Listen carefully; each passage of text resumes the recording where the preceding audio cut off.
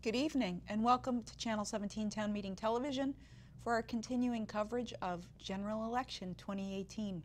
This evening we have Jean O'Sullivan with us. She is running unopposed in District 6-2.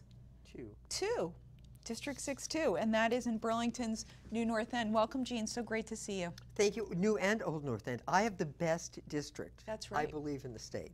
I have a full spectrum economically. I go from the Old North End to the New North End. I go all the way down to the waterfront with all of the various different condos, which I find are hilarious, you know, between the metal condos, Harry's condos and Barry Mossman's with the faux French chateaus. So it's all great. It's a wonderful district. And you have been serving for 4.5 terms? Yes, I have. So why are you running for re-election? Well, I have, of course, a plan. I am ranking member on House Commerce. And we have done, for the past 4 years, a lot of work on tech ed. 3,000, actually this is a Frank Coffey number, 3,000 young people graduate from our 86% graduation rate with no job skills, no pathway to a middle-class job, no idea what a middle-class job is. When the Retail Association came to our committee and said, we need workforce-ready people, and I said, for the record, define that, and they said able to add and subtract and show up for work. That's terrifying. Now let's segue to, we also have in the state Champlain College and Norwich, which are 2 of the 5 top ranking in the world cybersecurity educational facilities in the world. We have tech in this state that is amazing. We are brilliant in this state of starting small businesses. Our challenge is going from small to actually sizing up. That's where we really need to work with our small business community. But what I know is that I've been in for 4 years, that's 12,000 young people who've graduated with no job skills. And a lot of that has to do with the fact that tech ed, when we say career technical education, we're talking about Burlington Tech, Essex Tech, and all of that. When you look at the funding mechanism, it costs a sending school money to send a kid to tech. So you got a barrier there. 2, our world is changing. The world of work is changing. The talents you use are changing. One of the things Google figured out years ago was that the people who do automotive tech are brilliant at 3D computer-aided design. So all of these different levels of how the nature of work, the type of jobs we have are changing. And the traditional K through 12, hard, line, and then you have, quote, technical education, that when I go into my district and I talk about this, wonderful, well-intentioned people say, I really want to help those kids. Those kids are their kids. Those kids are my kids. My kids went to the Burlington school system. Both of them would have loved applied, academics. Both of them would have loved to have something they could put their hands on. I was talking to a graduate from BHS, one of my son's best friends. They're all 40-somethings. And Noah was saying, I loved video production, but it was the tech center. And there was a stigma to being in the tech center. So we've got to knock all of that down. And we've got to look at the European models. We've got to give, we've been doing a lot of work in our committee for the past 4 years on looking hard at what are the certification programs that are recognized. There is a construction certification you can get post high school or in high school that is recognized in all of the construction industry. So then you know that if I am a construction company and I'm hiring that person, they've got that certificate, they've got certain skill sets on board. Jillian, whose last name escapes me, but she's brilliant, in Burlington and CEDO is doing this and training up, I think it's 50 people that the city council is supporting. So what we need to do is break down the barriers, change the entire funding mechanism, and get a free flow. And what we've done in this legislature now is we've created 4 pilot projects that are driving tech ed down, or applied education, which is how you should talk about it, down into grade 7. And we're saying to your K through 12 schools, come up with something. There was a reason why woodshop was brilliant in schools back in the day, as was music. We have different skill sets we need, and we need to do that. So the table is laid. We had a workforce development bill we passed that this first session, we're getting a report on adult education, which people think of as adult basic ed, getting your GED, but that can also be workforce development. We are not utilizing our facilities to train up working people. Everyone knows that we've got a low unemployment rate, and we've got people who are working in 2 and 3 jobs because the jobs aren't paying them enough. We could take some of those people and train them in adult workforce education. So if we do that the first year in Commerce, the Commerce Committee, because we took that funding out of the education fund into the general fund, so Commerce gets to do that. If Commerce and Education can join together in the second half of the biennium, because now the Commerce Committee has had a fairly good training in this, reaching out to the Education Committee, we could form some sort of a special committee, however they form it, where we could really redesign the funding model, the training models, everything that we've got, so that it is a freer flow from, I would say, an artist and a pipe fitter both want to learn how to weld. Well, it sounds like... And we can do it in 2 years, so that's why I'm running for re-election. Okay. It sounds like what we're lacking in the educational system is well-rounded education, where people are learning with their head and their hands. Completely. Right? And so, you know, music is going to help you be better in math, and right. Woodwork is going to be better, help you be better at pretty much anything, including the exercise of your will to stick to whatever job you're going to do. And education should give every student a pathway to a middle-class income earning potential. And I was talking to a young man, he wants to be a physical therapist. That's a PhD program now. And I said to him, well, why don't you get a personal care attendant certification while you're a junior? And he said, why would I do that? And I said, because that would allow you to work in a nursing home where they do rehab. So you'd be on the ground doing that. That's why connecting work to students, the K through 12 students and the tech students, kids don't do summer jobs anymore. So they don't have any of those job skills. Yes. We need, as an educational facility, is to bring well-rounded. We need bring our students in so they really have ladders. That same kid who could get a personal care attendancy, so he'll get killer recommendations for college. Now let's talk about the kid who really cares about people, really hates school, for whatever reason just wants to get out, get on their own and have their own apartment. And they care about people. That same kid in a sophomore year could get a personal care attendant. That would be the summer after school job. If you do that and care about it, the Visiting Nurse Association will pay full bore all the way up to a BS in nursing. So there are all of these ladders that we need to connect from the workforce and the workforce needs to our students. So that's what keeps kids home. That's what builds a community. And how do you think that this ties into one of the questions we have here about Vermont's sustainable economy for Vermont? I think there's probably a straight line. That's exactly right. Right? It's right. Someone said, I was on at the Tech Alliance. They have a wonderful boat cruise, which I always volunteer to go on.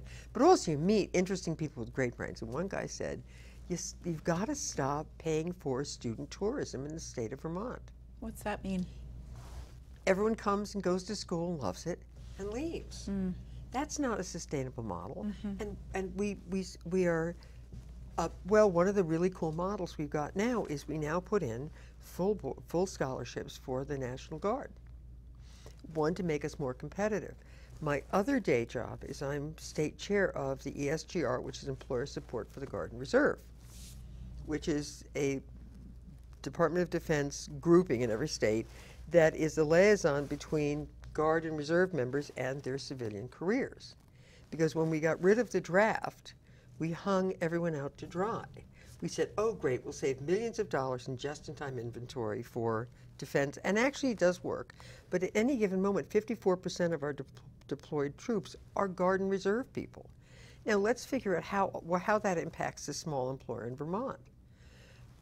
So instead of being honest and actually taking a lot of those billions of savings in the Department of Defense and putting it towards supporting Guard and Reserve members in their civilian careers, because they're going to go off on drills and they're going to get deployed and all of that, and that has an impact.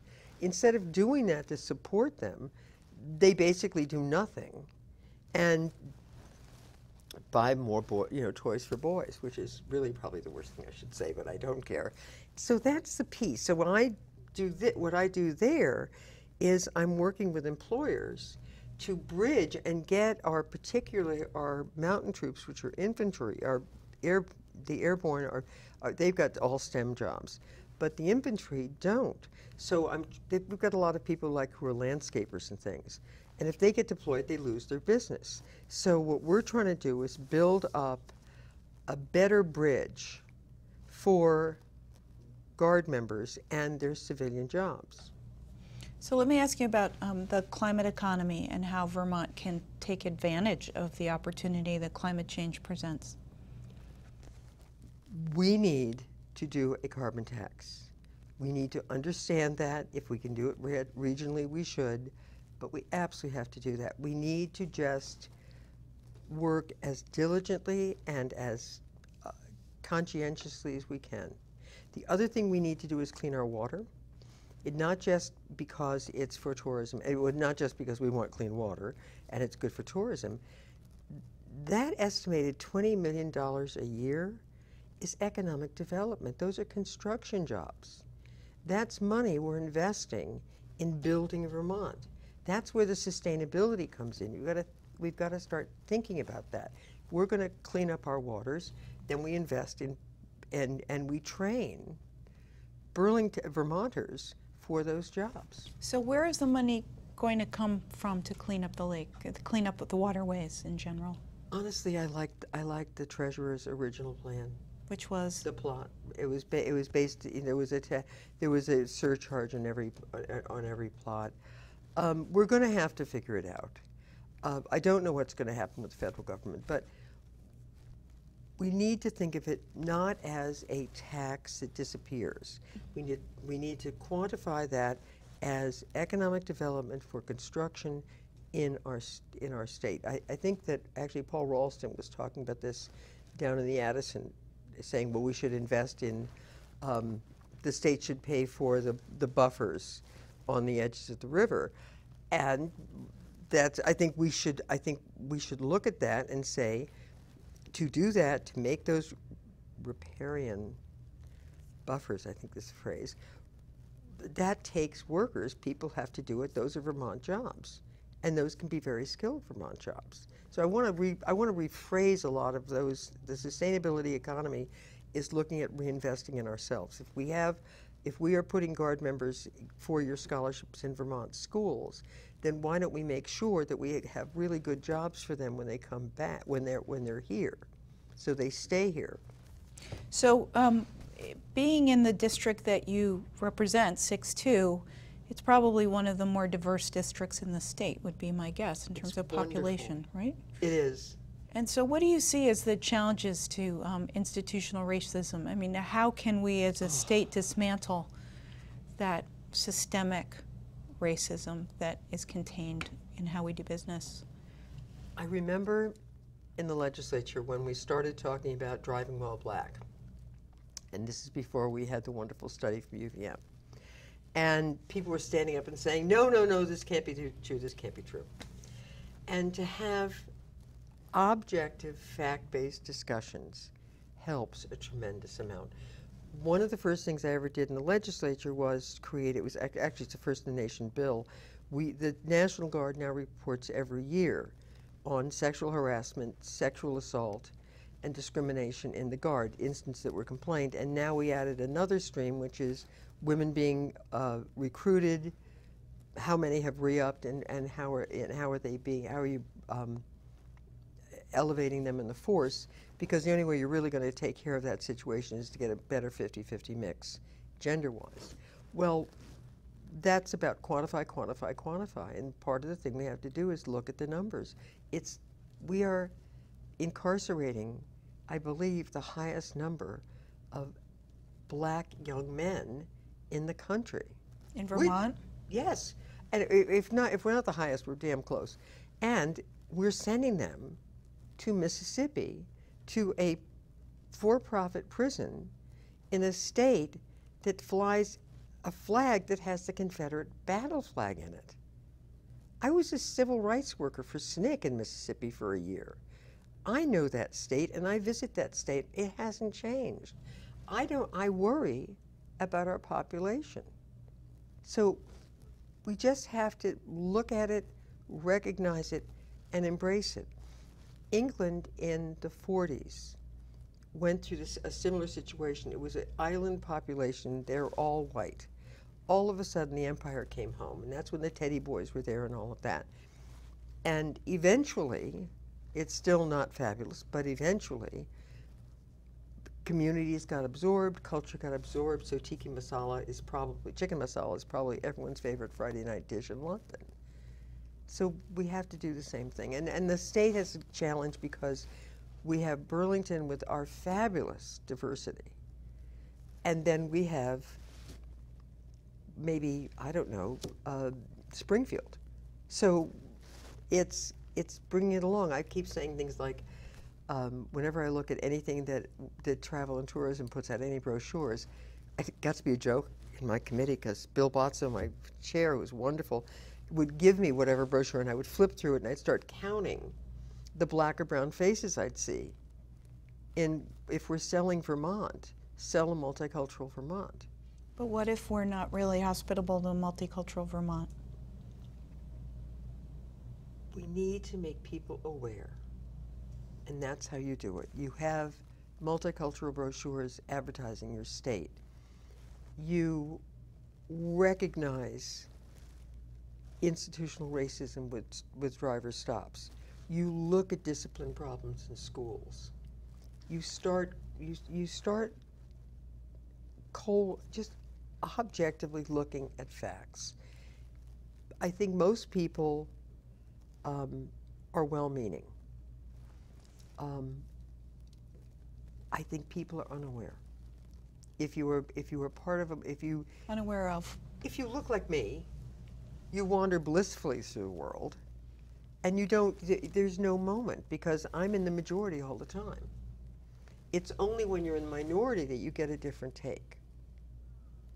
And so it's conversation, it's talking, it's making, but it's also hard-nosed looking at traffic stops, looking at incarceration figures, looking at who chooses to prosecute, looking at housing, looking at economic diversity. Look at who are we recruiting. So let me ask you about the economics of our educational system and how we maintain a quality of education with a declining population of school-age students. Oh dear God. Well, you know, the standard statement is, if you got off the it doesn't make sense for property owners to pay for education. Yes, we have, by definition, we get a benefit because, you know, it keeps my property, it keeps my housing value up. But that's really not the way to fund things. If you did it on income, we all know it would work better. That's just, so you spread that.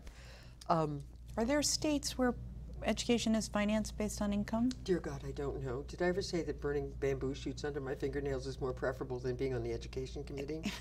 Honestly, I have so much respect for the people in the education committee. That is a very arcane and tough world.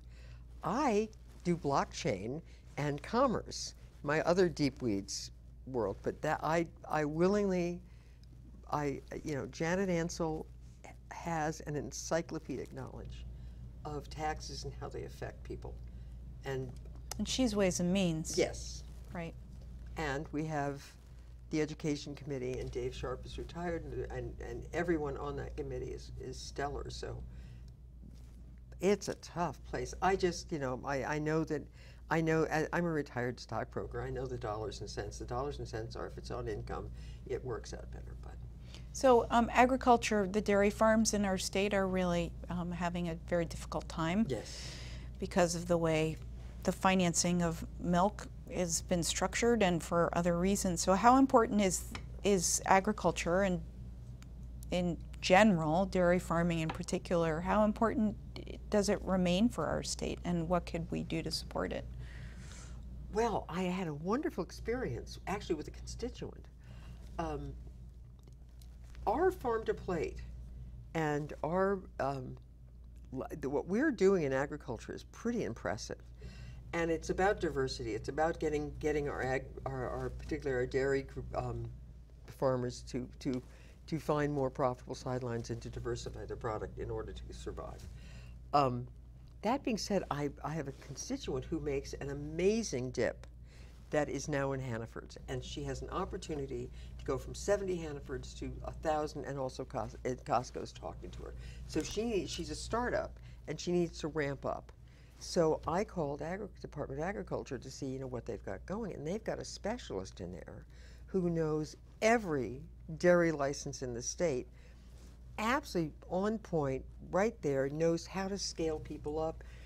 Immediately said there are various distributors of refrigerated trucks. That was one of her challenges. And so they're doing an excellent job on that. It's tough, if you go organic, you get out of the dairy compact. Which means you can charge, you Yes. have more latitude about what you charge for your milk. Yes, you're out of the compact. You're no longer priced. There's a cost involved in that, and there's a time lag. It's a challenge, and the backbone of a vast number of our dairy farms are undocumented folks. So what's your view on, this isn't a question, but just the ICE strategy and its impact on the state, just in light of what you just said? Well, it was funny, the Defender General came to the judiciary last year and said, look, we've got the money and we're doing it anyway. We're defending undocumented people in the local level, and then they go to immigration court down in Boston. And they assured they thought it'd be good to come to the floor, no problem. It was like the poison from the national world was coming into some of the things that people said about those people. In the legislative arena? Yes. Yeah. It passed, and so our Defender Generals are doing it. But what they're talking about, they were talking about our undocumented people who are keeping the backbone of our state and our dairy farms afloat. But this poisonous, venomous thought process is even coming to Vermont. And granted, it's in small doses, and I am wildly proud of our legislature. I think we pride ourselves in being especially in commerce, you really are nonpartisan. But we pride ourselves in collegiality and respect, so that was pretty awful. So we're just about to wrap up. Do you have any closing comments? I want everyone to vote. We are on lookout for Front Porch Forum. We are going to be on Front Porch Forum telling District 6-1, which is the far New North End, and District 6-2, who's coming out to vote more. We're going to give you statistics. We're going to tell you how to do early voting. The one thing you can tell the world is join us in this onslaught of voting. Vote your conscience, vote for who you want, but just get out and vote. This is the saving grace to democracy. Wonderful. Thank you, Gino Sullivan. Gino Sullivan is running unopposed for the District 6-2 in Burlington that covers the Old North End, part of the Old North End, and part of the New North End. And we hope that you will stay tuned here for continuing coverage of Channel 17, Town Meeting Television, General Election 2018. We'll be back.